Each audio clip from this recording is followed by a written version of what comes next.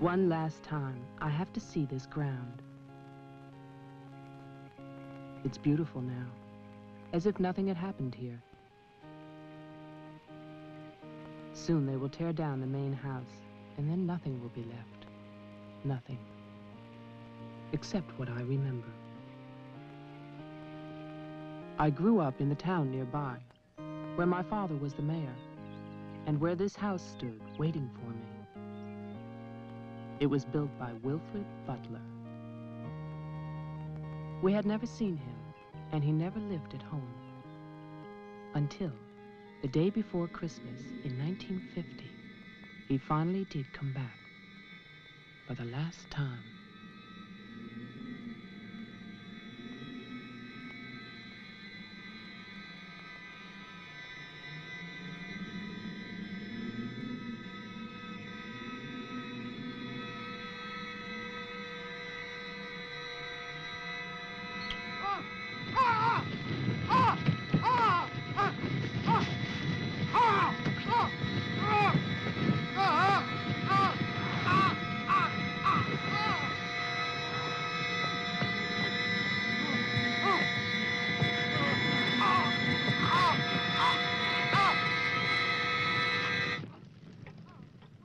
All of us believed that his death was an accident.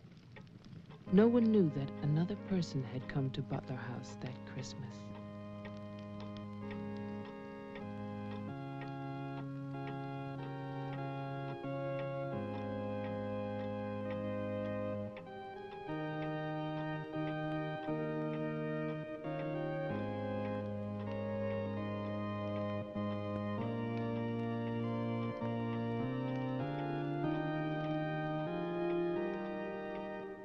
As Deputy Coroner of the County of Arlington, State of Massachusetts, I hereby find, upon evidence of an autopsy conducted by the medical examiner of this county, that the deceased, Wilfred Butler, died as a result of burns inflicted accidentally upon himself on his own premises during the afternoon of December 24th, 1950.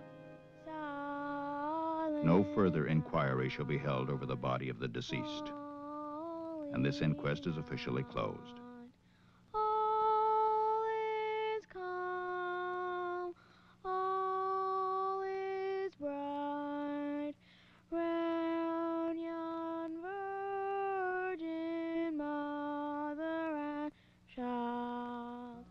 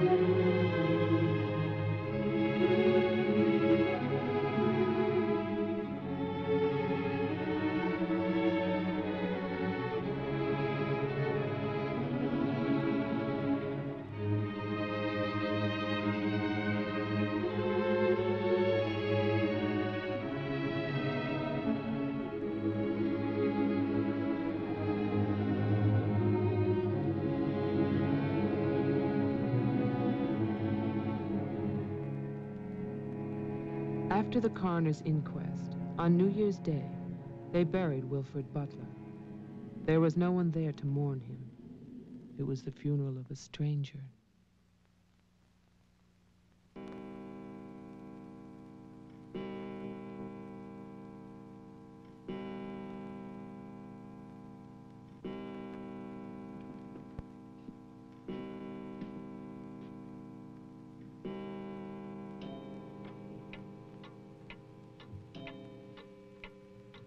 I, Wilfred Butler, being of sound mind and body,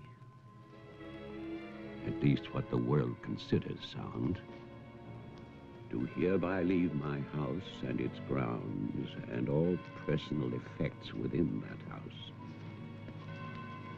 to my only surviving relation, my grandson, Geoffrey Butler.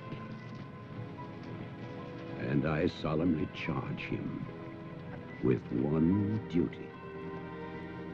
Let him leave the house as I left it, standing untouched to remind the world of its inhumanity and cruelty.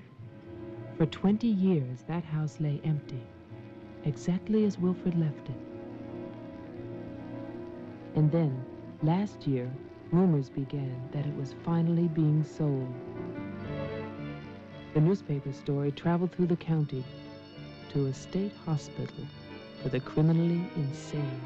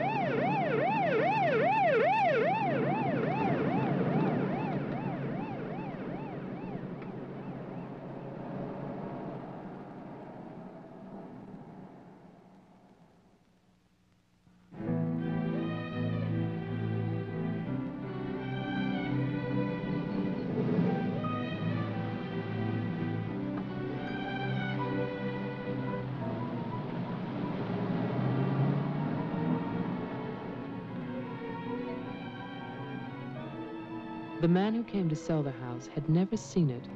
He was a lawyer from the city, just doing a job and enjoying it.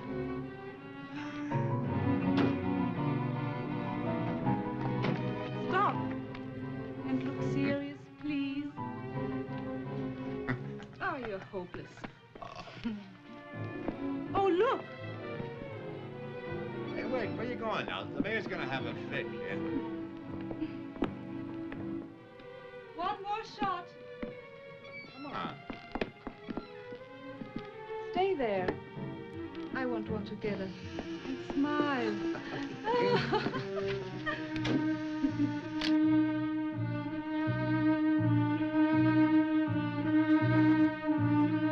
For all the news as it happens, stay tuned to WLIX, your voice of the Northeast. This is Roger Fowler with local stories. First, today's headlines. A warehouse fire still rages in Elizabeth. Police suspect arson. That escaped inmate at Margaretville State Hospital still at large, still hunted by state police. And over in Roxbury, the city passes a controversial housing code.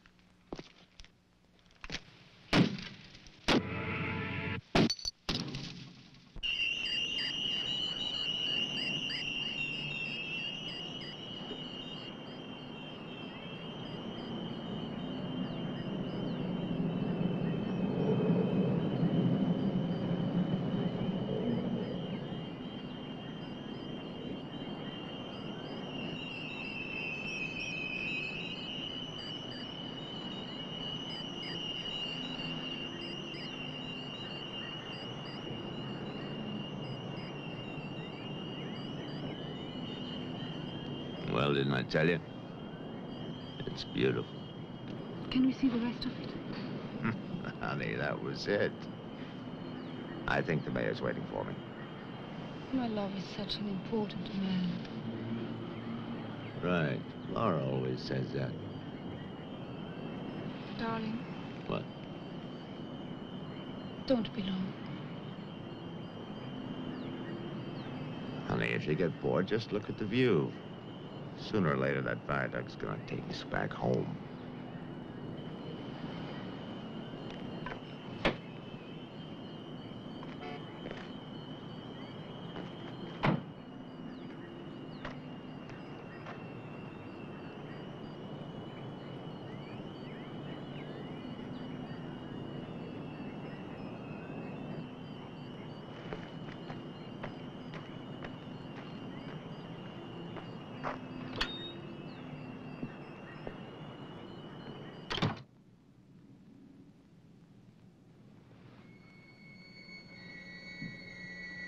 Mr. Carter.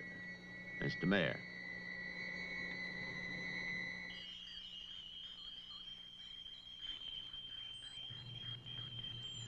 Let me introduce you.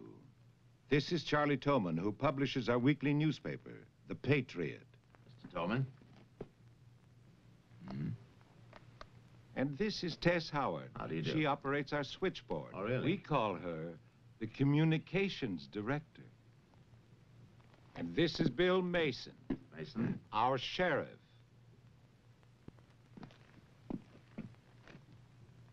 Won't you sit there, Mr. Carter, at the head of the table? Thank you. I didn't expect to meet you all together. It's quite a reception.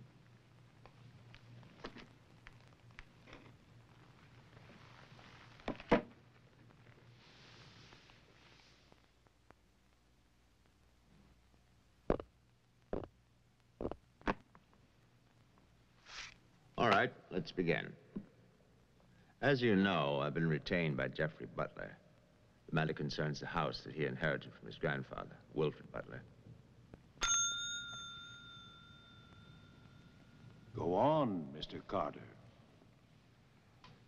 I believe that you offered to buy the house for my client. Offered. We begged him. We wrote letters and That's we... enough, Tess. Well, it's true. Trouble. There's always trouble. I can sympathize. I spent the last 20 years and more driving people away from there. Prowlers, burglars, kids, they're the worst. Chasing for nothing because of that will. That drivel about humanity. No, no, no. Inhumanity. What the hell is that, huh? Yes, well, he was a bitter man. Hate. It must have been very hard. It must have been hate.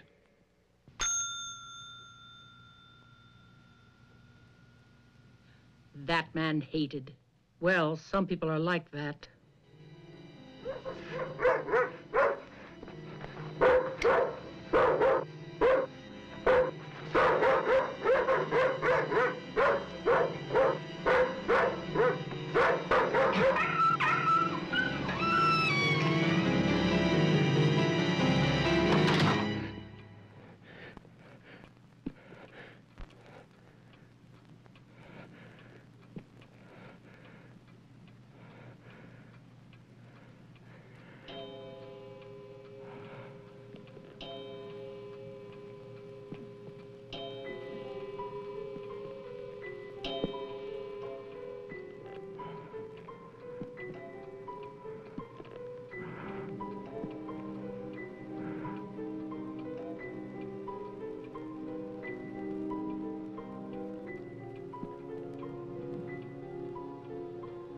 The question is, well, do you still want the house? Are you offering it to us, Mr. Carter? Exactly. Why now? Well, that's Mr. Butler's business, isn't it? You know we're not rich. Most of us came here during the Depression. But we love this town. It's our home. And naturally, you want to improve it. Exactly. My client understands that, and he fully sympathizes, and he's willing to sacrifice the house for $50,000 in cash by noon tomorrow.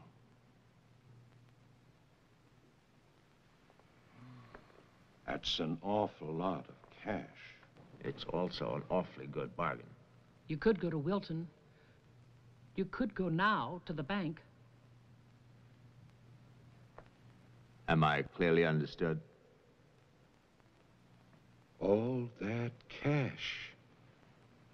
Perfect. I'll wait for your answer till tomorrow. You're spending the night here? Yes. May I ask where? At the Butler House. We could put you up at the motel as our guest. No, the house is fine.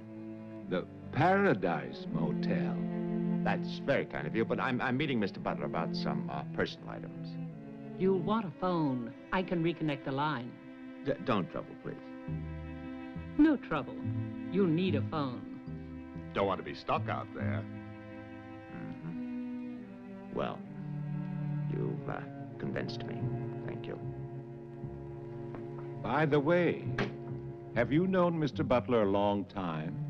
No, I've never met him. He called me and asked me if I'd handle this for him. I said yes. He had the key delivered to my office. Mr. Mayor, Sheriff, Mr. Tolman, Miss Howard, see you all tomorrow. In fact, I'm looking forward to it.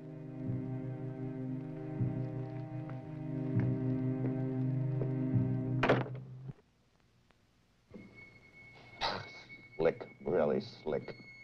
He's a big lawyer, Bill. You've got to expect that. Don't tell me about lawyers. Oh, you see the way he looked at us? You see his clothes? He's doing his job.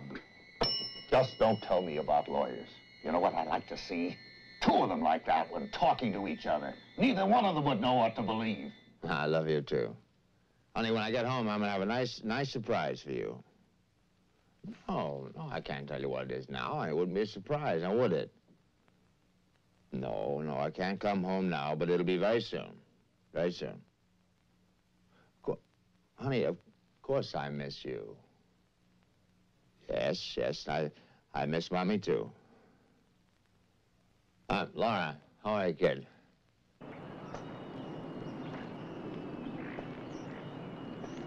So I'll call tomorrow. No, I want to call. I want to talk to Jenny. Yeah, well, as a matter of fact, I'm having a fine time. Well, same to you, darling. What do you mean, hostile?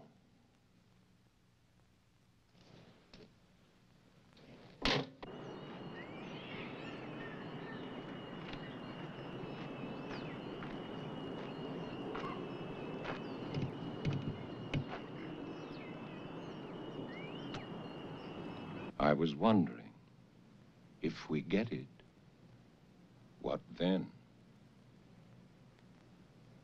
Tear it down.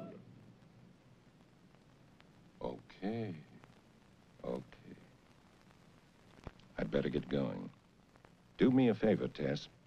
Call Diane, tell her I'm going to Wilton, and I'll be back late.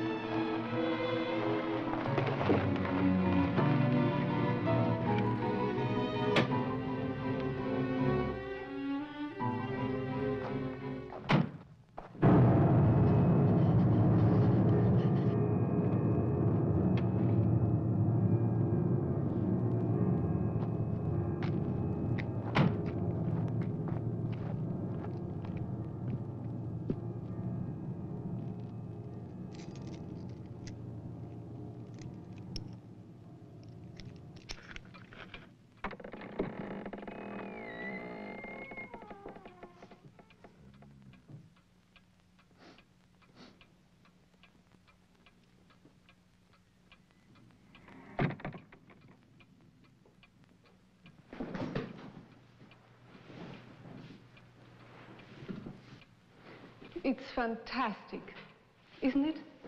Yeah. Butler wasn't kidding. Nobody's lived here for years. That would be such a waste. It's his grandfather's monument. You know, there's a caretaker who keeps this place just the way he left it. What kind of monument is this? Well, that's the trouble. Nobody remembers anymore. That's what usually happens in America. I remember this. And he walks with me, and he talks with me, and he tells me I'm his own. And he walks with me, and he talks with me, and he tells me I am his own, and the joy we share as we tarry there. You're not serious. I used to hear that at funerals. At funerals? Yes. I was a kid in Chipley, Georgia. There's also Chipley, Florida. But they have both been subsequently eradicated from the map. None other has ever known.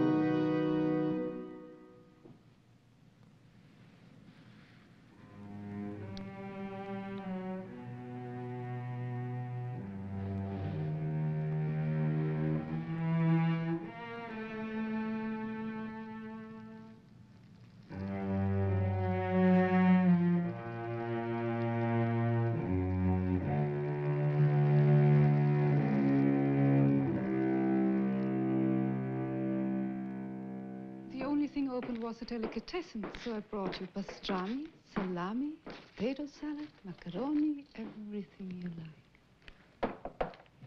I'll have bologna and macaroni. No, some of that potato salad. Did you pick the wine, too?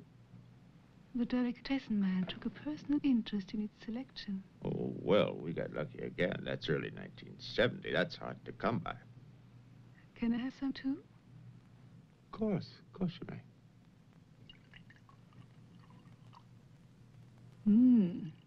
Thank you.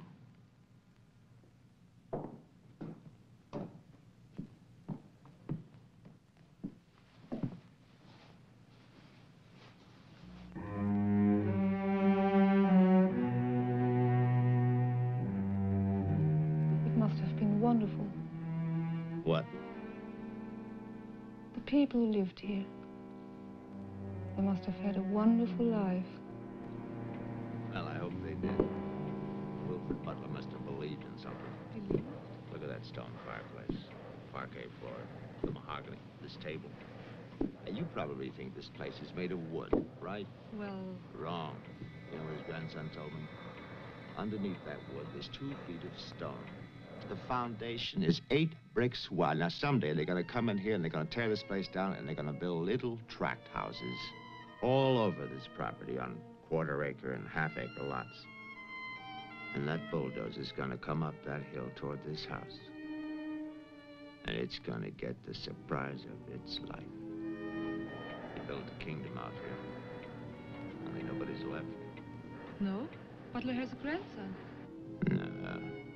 He's probably like the rest of us, wants money. You know, he's asking $50,000 cash for this place, and if he only wait, he can get at least $250,000. But he won't take his time.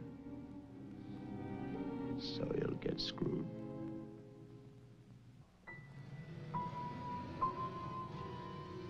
Do you want to go upstairs now? Soon.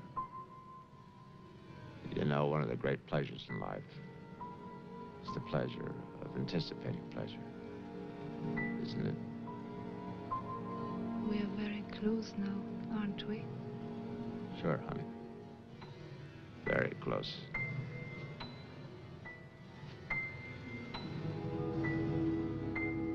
I don't see any beds yet. Well, keep looking, honey. Butler said the place was furnished.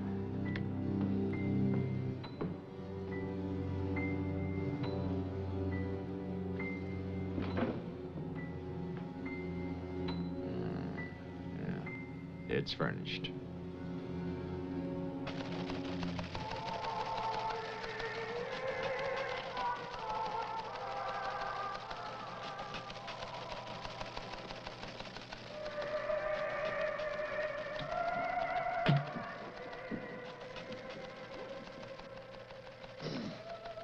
Anything doing? No, sir. But look at this. More football, huh? Look how they smeared that quarterback. Look at his arm. Got no time now. Otas. How about that telephone up at the Butler house? Is it working? Well, try it now. I'll wait.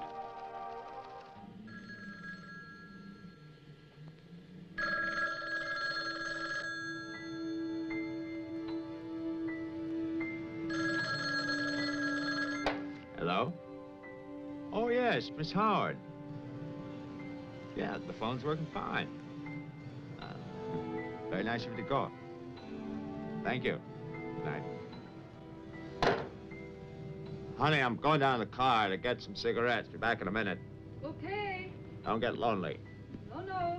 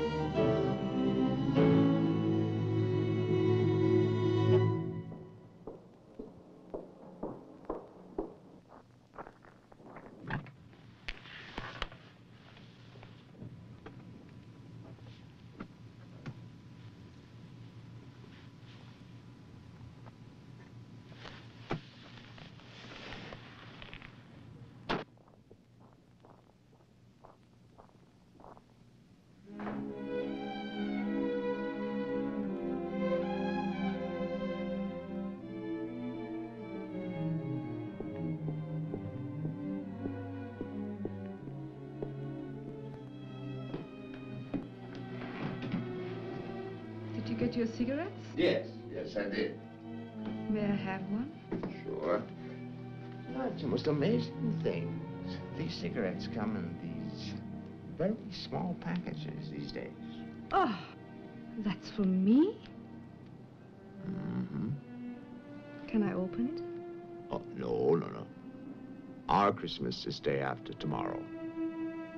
Is that an order? Yes, ma'am, that's an order.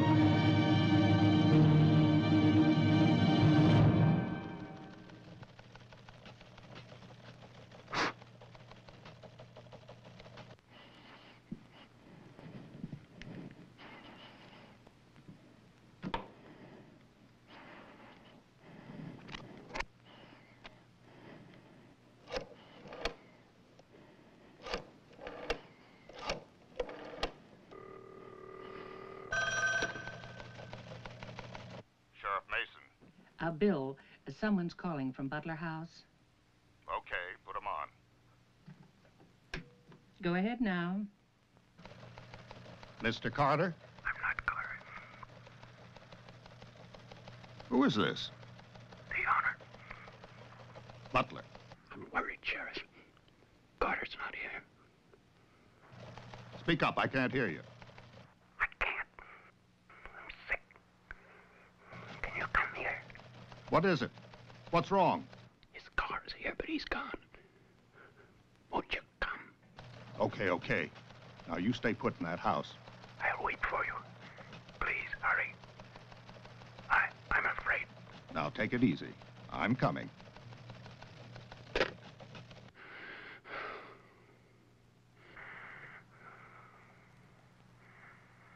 Mr. Butler, are you done? Tess, I've come back. What's that? Tess, I want to see you again. Hello? Who is this? You know me, Tess. It's Mary Ann. Tell the mayor. Tell them all. I'm waiting in my father's house. Tess, it's so lonesome here. Don't be long. Hello? Hello? Hello?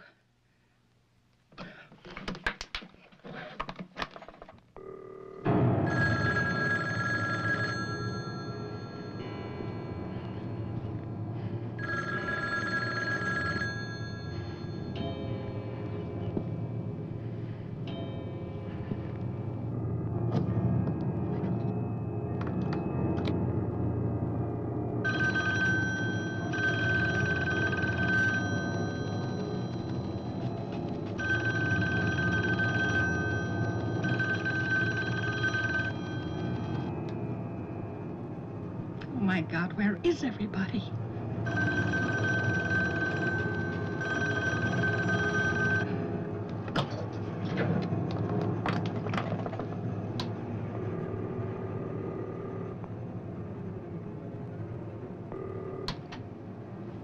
Hello?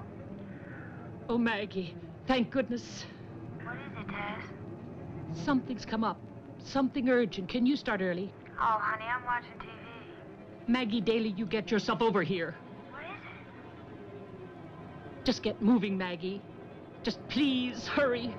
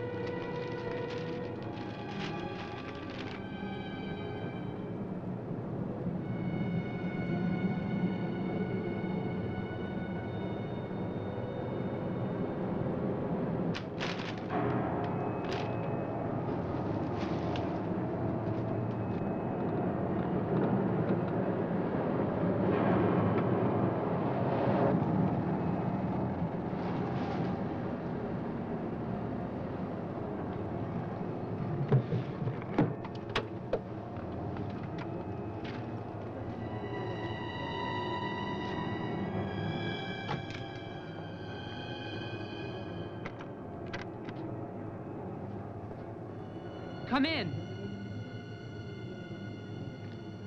It's open.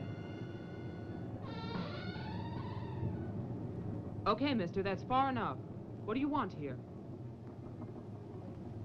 Mayor, Try again. My father's not home. And don't move. you want me to put my hands up? No. Just stay there. What are you staring at? I seem to remember you from the road. That's why I'm holding a gun. You scare me. That makes sense. Thanks.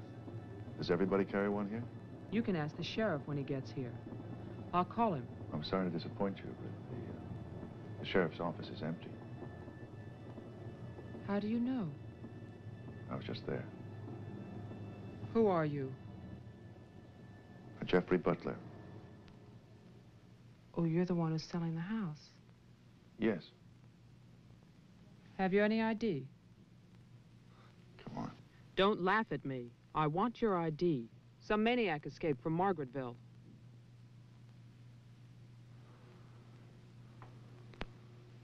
Okay.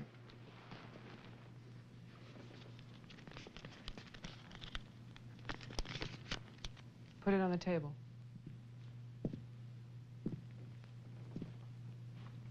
Now go back.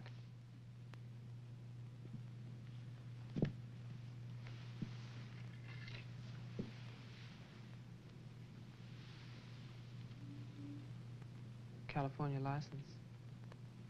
Lucky you. Would you like to see my maniac card from the asylum? They give you one when you escape. There's a big scarlet M on it so people won't get confused. Okay. Look, I'm sorry about the gun. My father's in Wilton getting your money. All I want to do is to get into my house. The sheriff's deputy might have a key. He's about the only one I know of. Well, where's he?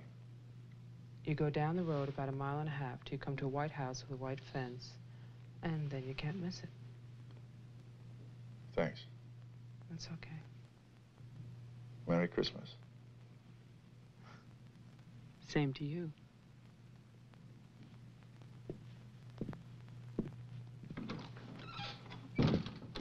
If I don't call back in an hour...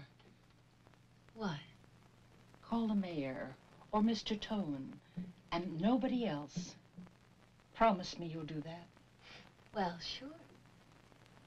Mark it down, honey, so you'll have it. Sheriff to 301. I'm heading west on Route 5 to Butler House. You'll hear from me.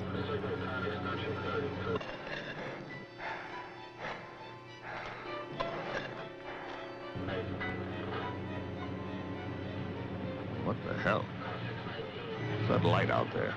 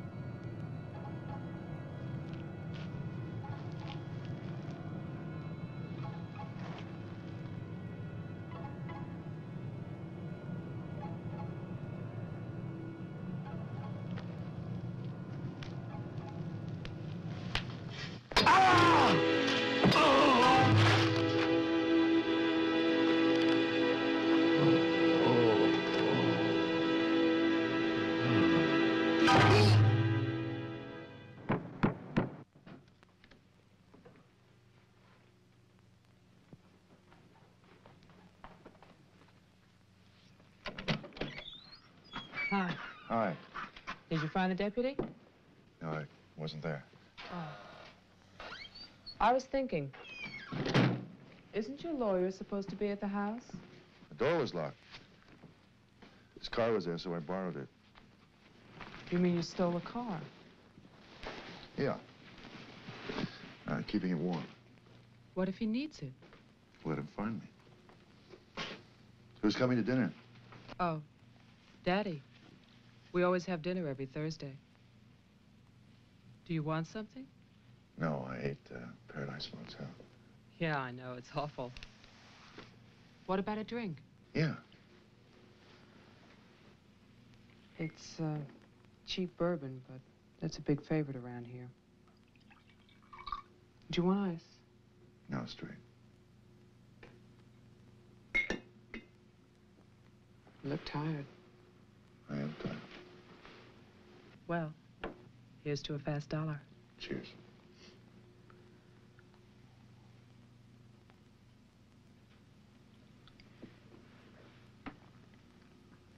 Why did you decide to sell the house? Needed the cash. After all these years?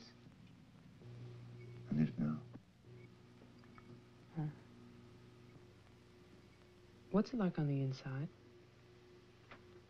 You know, I've never seen the inside. When I was a child, my father told me to stay away from it, for something terrible might happen. Sort of like a haunted house. I haven't seen it either.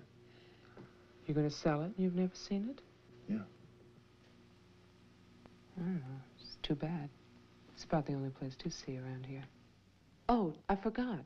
Someone keeps calling with a message for my father. She says that she's waiting at your house, in the reception room. What woman is waiting in my house in the reception room? Oh, I don't know. It's not a voice that I know. I better go out there. Can I come too? What for? I'm pushy. I suppose you'll be going back to California soon. California? You said you lived there, remember? No, I'll be traveling. Jeff, look. It's the sheriff's car.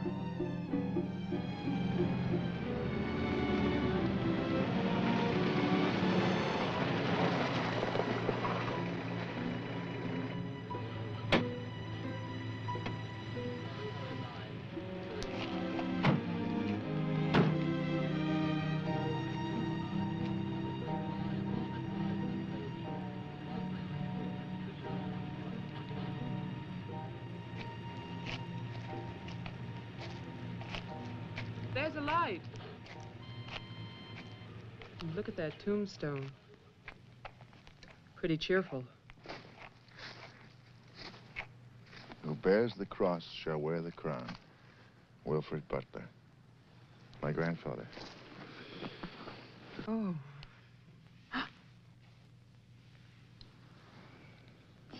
Someone left their sunglasses in the snow. They're the sheriff's. My lawyer's missing. So is the sheriff. You get strange phone calls. And now someone's fascinated by my grandfather's grave. Let's get out of here. You still want to go to my house? Yes. But I don't want to go alone. Listen. I'm not nervous. Well, of course you're not. Oh, it's the cold. I'm shaking from it. Let's get out of here. Okay. We'll get help in town. It's 10 minutes drive.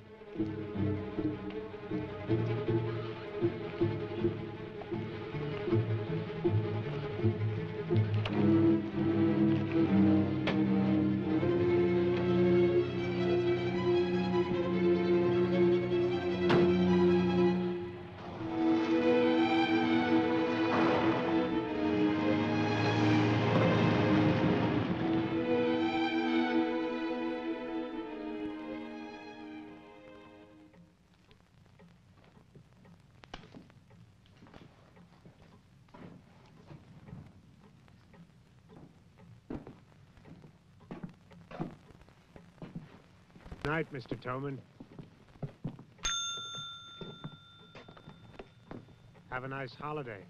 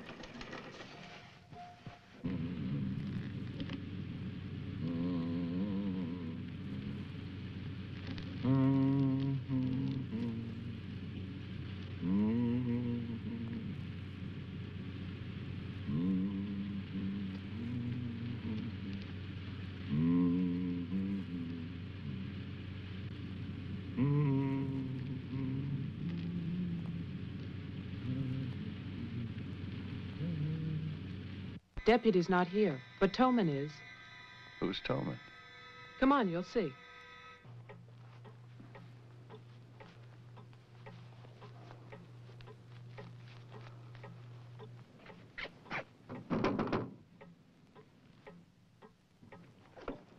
Mr. Toman, wait. No, please, I have to talk to you. I'm sorry. This is Jeffrey Butler. He's the one who's selling the house.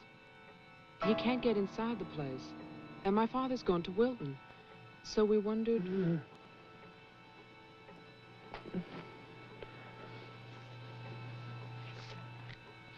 Anything wrong? He'll tell us.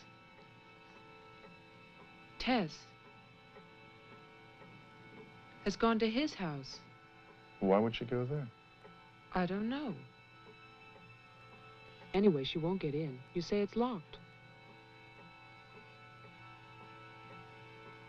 He says she hates the place. Would you like to drive there? Diana could stay here, lock herself in. I need a key.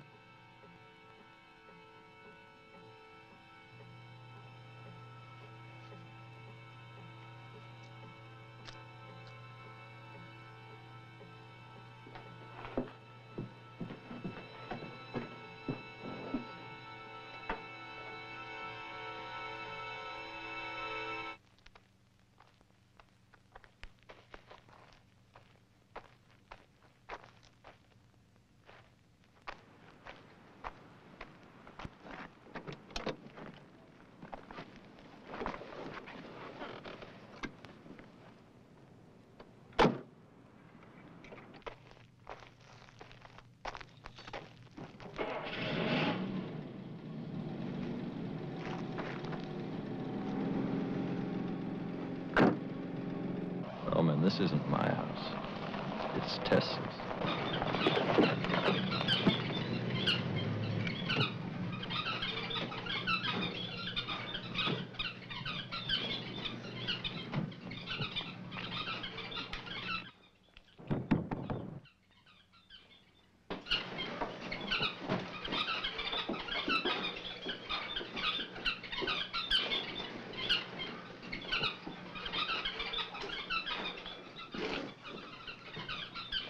Well, Tess isn't here.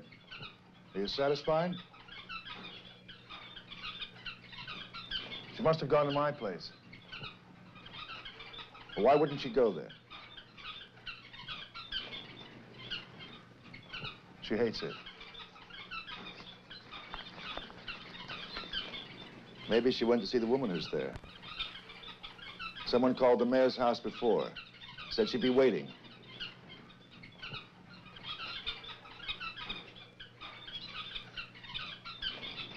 What is it?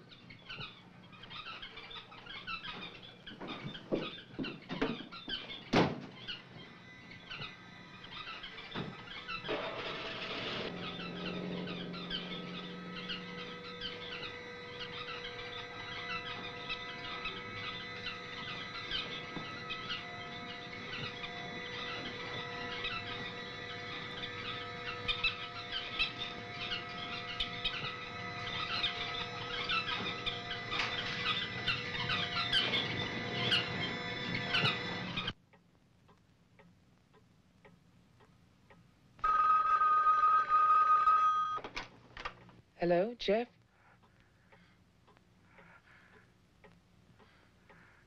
Hello? Is anybody there? Who is this? I'm Diane Adams. I spoke to you before. Bring your father to the house. This is Marianne.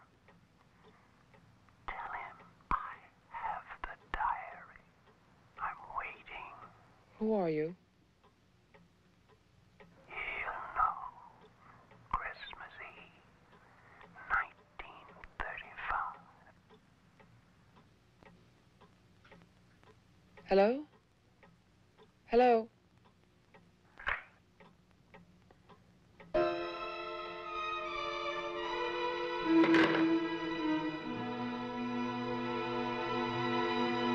Be quiet for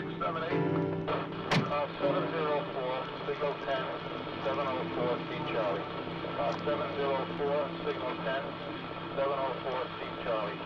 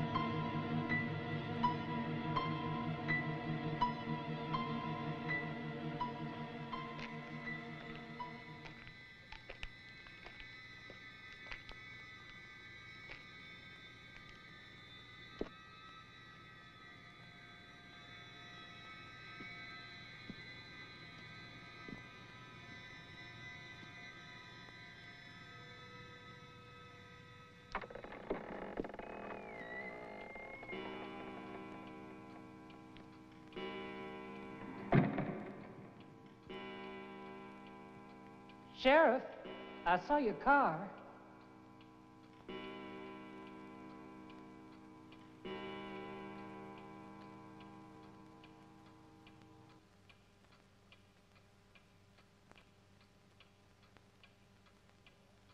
Bill? Is that you?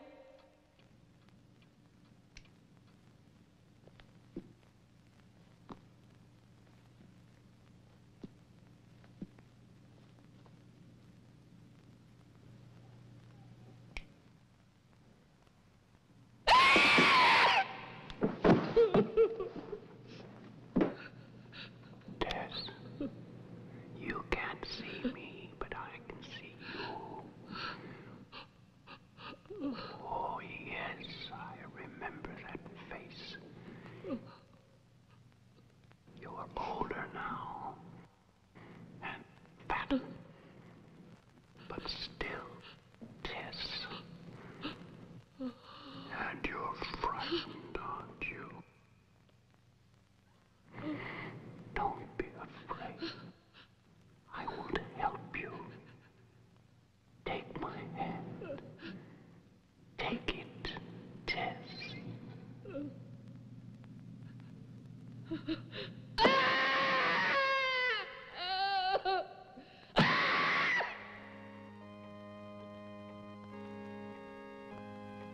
The person on the telephone said 1935, Christmas Eve. But that's not the beginning. In 1927, Butler House was restored by Wilfred Butler.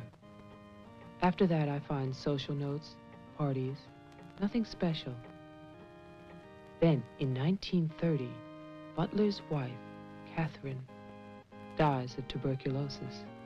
In August 1933, it starts. Wilfred Butler's daughter is cruelly attacked and raped. Her name is Mary Ann, the same name as the caller who left those messages tonight. She's 15 then. On May 2nd, 1934, Mary Ann Butler gives birth to a son, Jeffrey Butler. Jeff. Early in 1935, Butler House is turned over to a Dr. Robinson as an asylum for mental patients. And then Butler goes on to say that he has committed his own daughter. Mary Ann will live at the asylum. There's no end to this story. It's been carefully cut out of all the papers. Why would Toman do that?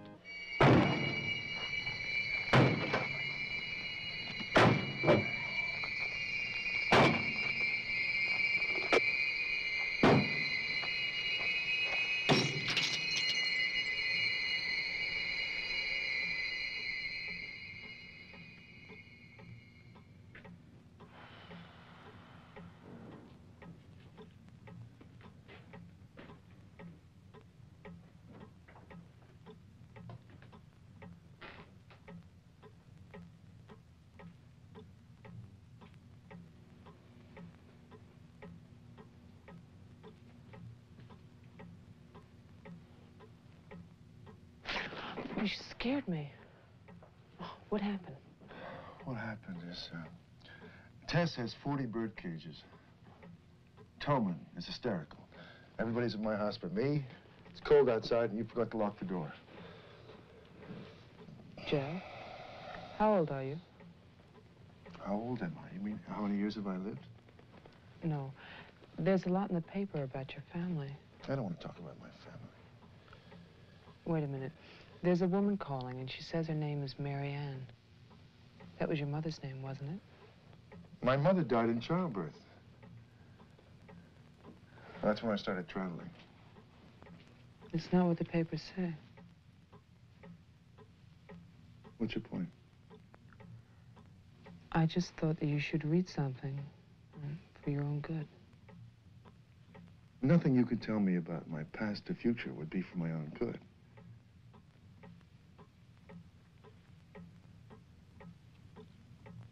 Where is the paper? It's on the table.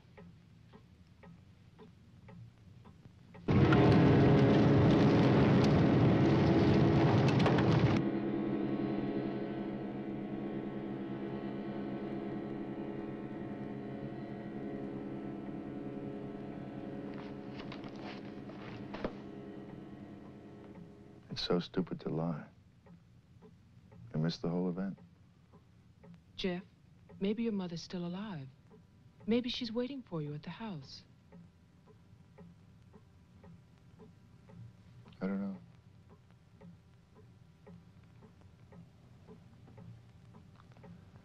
Come on. No more side trips. Let's go out there.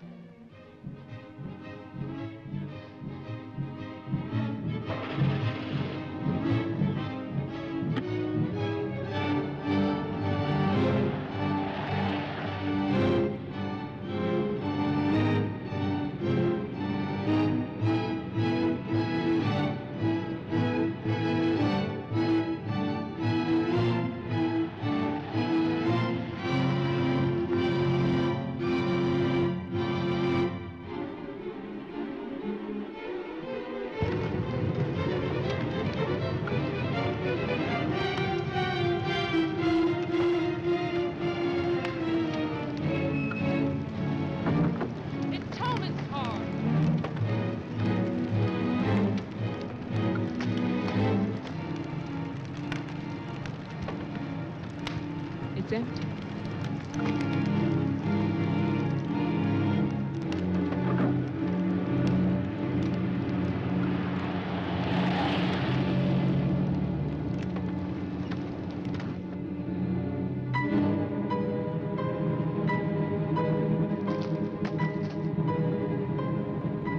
Jeff, look!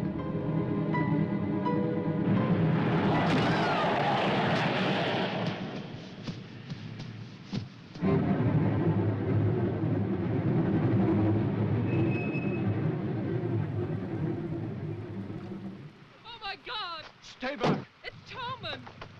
Stay back!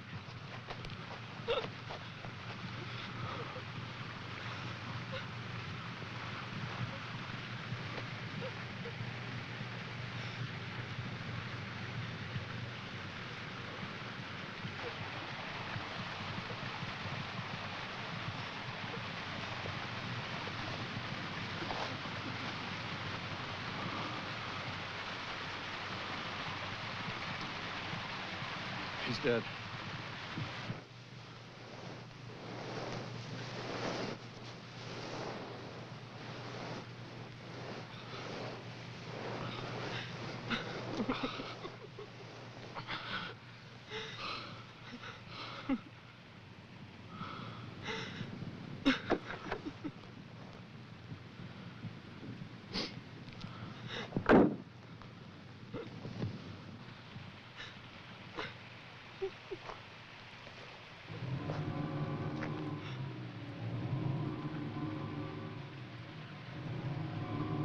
His hands. Somebody cut off his hands. You killed him. You killed Toman. He's asking for help. You killed him. Get in the car.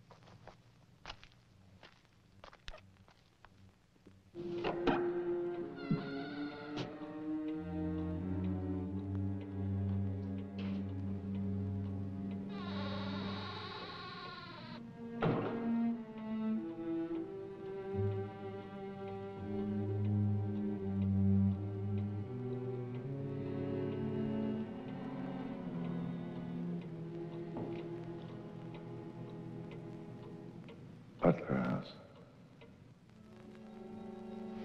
The keys. He took them.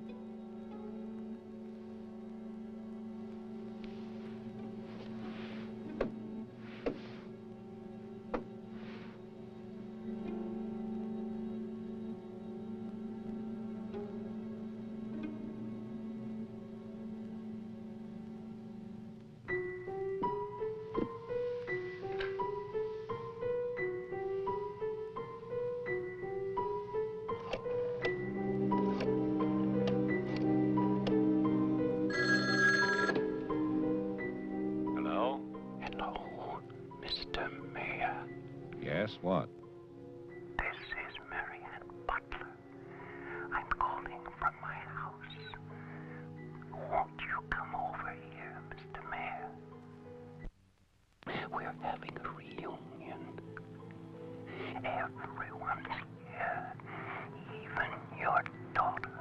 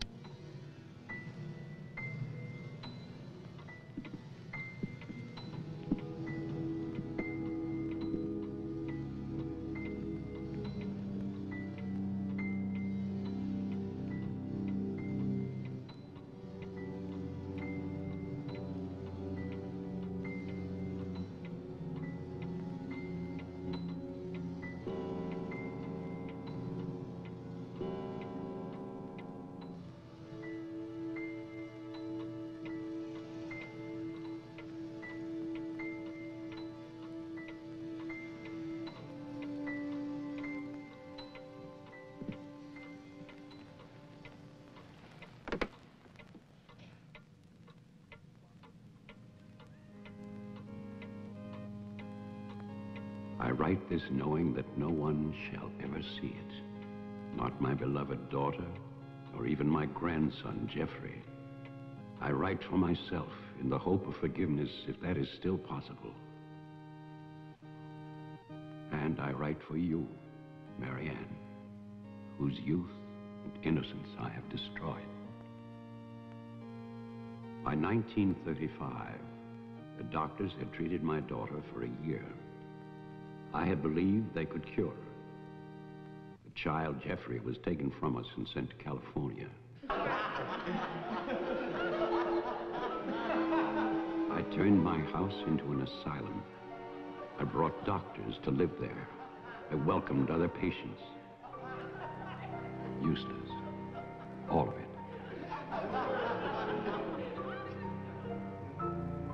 I remembered what she had been. There was never a lovelier, happier child.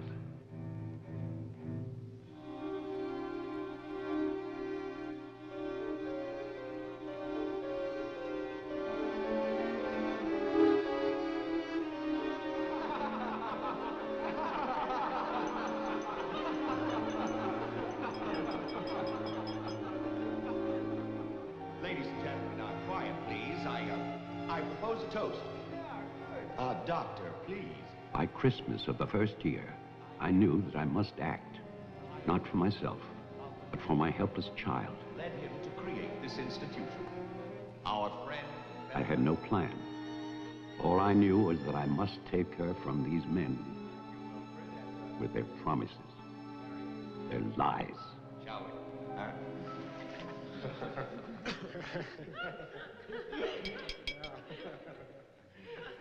For he's a jolly good fellow, for he's a jolly good fellow, for he's a jolly good fellow, which nobody can deny, which nobody can deny, which nobody can deny, for he's a jolly good fellow, which nobody can deny.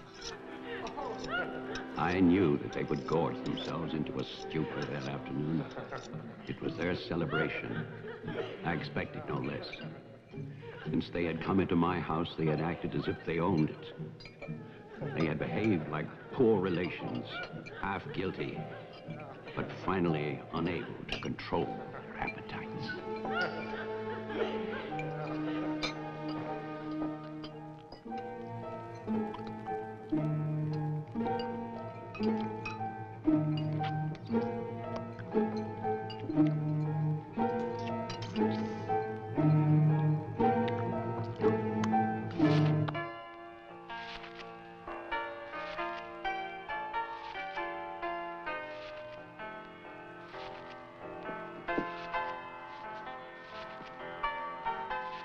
After dinner, they danced and drank as they usually did. All the time, Robinson would smile and reassure me. They expected me to believe, because I had no choice. Wilfred, trust me. He really believed Marianne would be well. He saw a light. There is a light at the end of a long tunnel. Believe me. There is a light at the end of a long tunnel.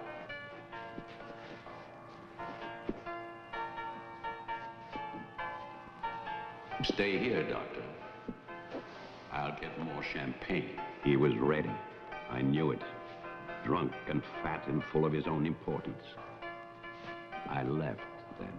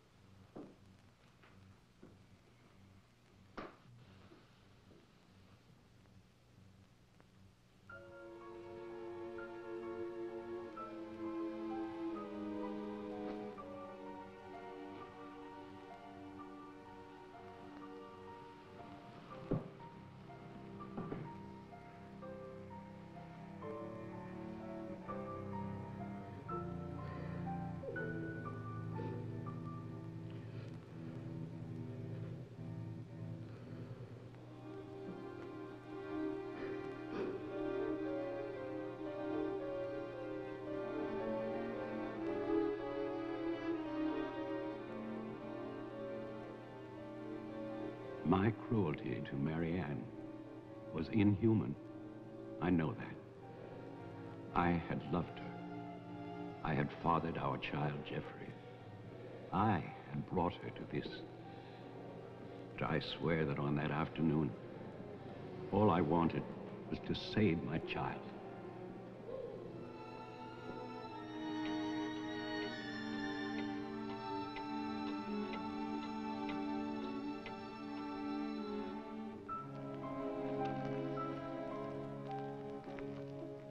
My hope was to get her away from that house. But also, I wanted to set free those other wretches who had so long been abused by the doctors.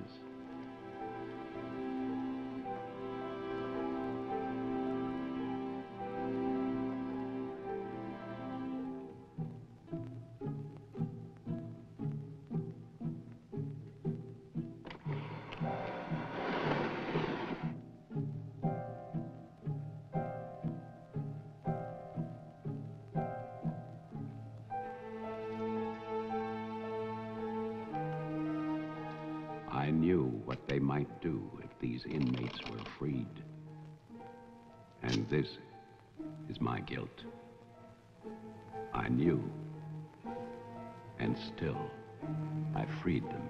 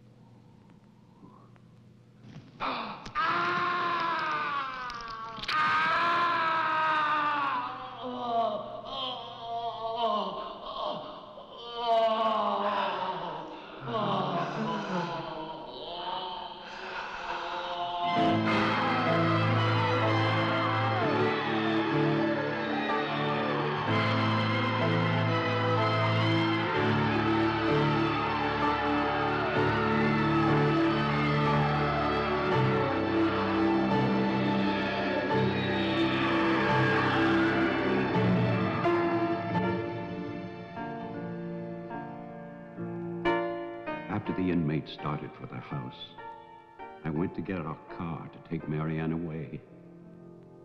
I do not know exactly when she slipped away from me. I assume that when they saw her in the dining room, the inmates believed her to be part of that household which they hated. And so, they killed her. Later, there was a celebration. And then most of the inmates fled. I don't know where.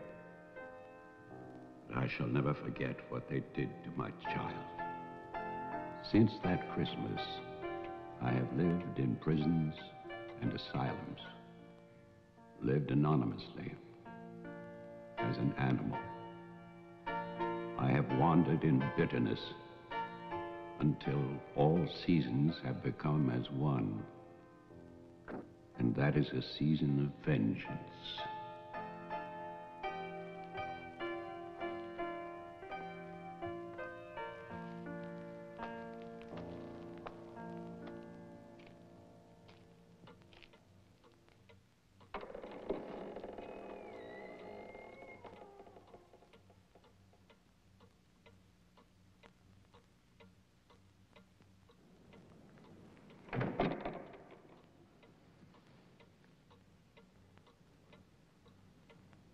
Jeff.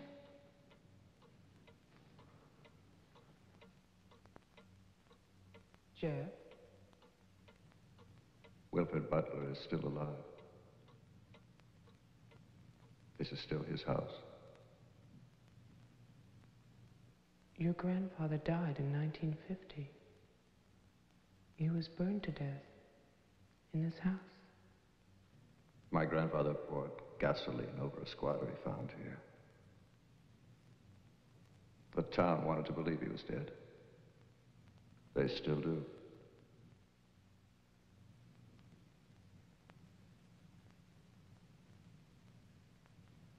This house was an asylum.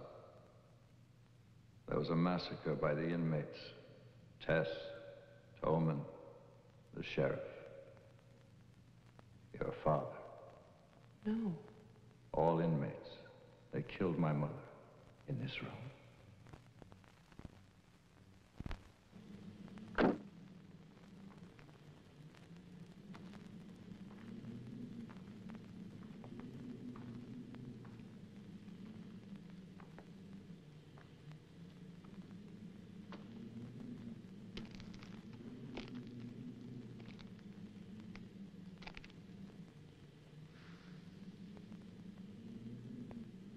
Who's that? Who's there?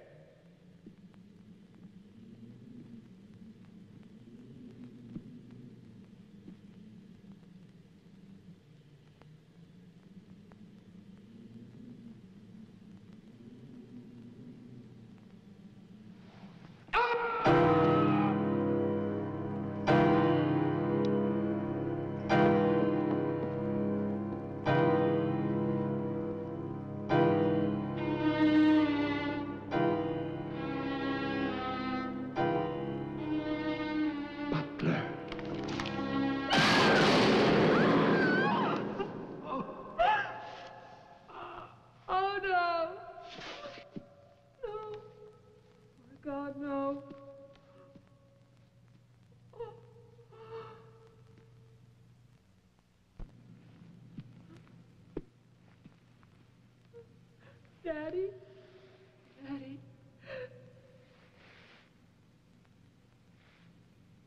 Diane? Jeff? Jeff? No. No. Jeff, why? Why? Marianne.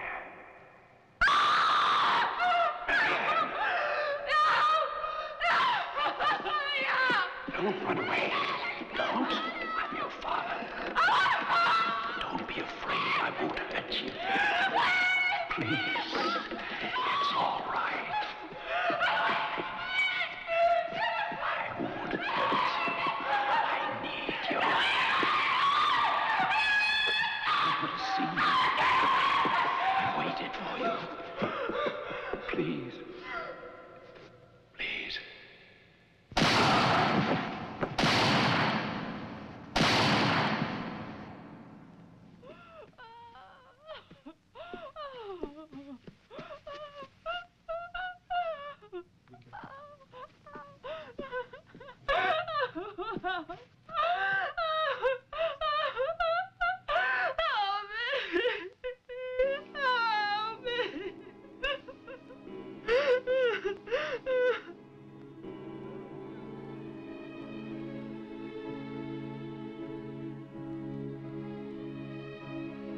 I spent that night weeping.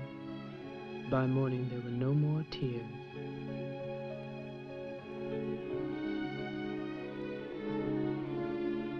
I know that my father and Jeffrey both thought they were shooting at killers, but they were simply the last victims in that house of victims.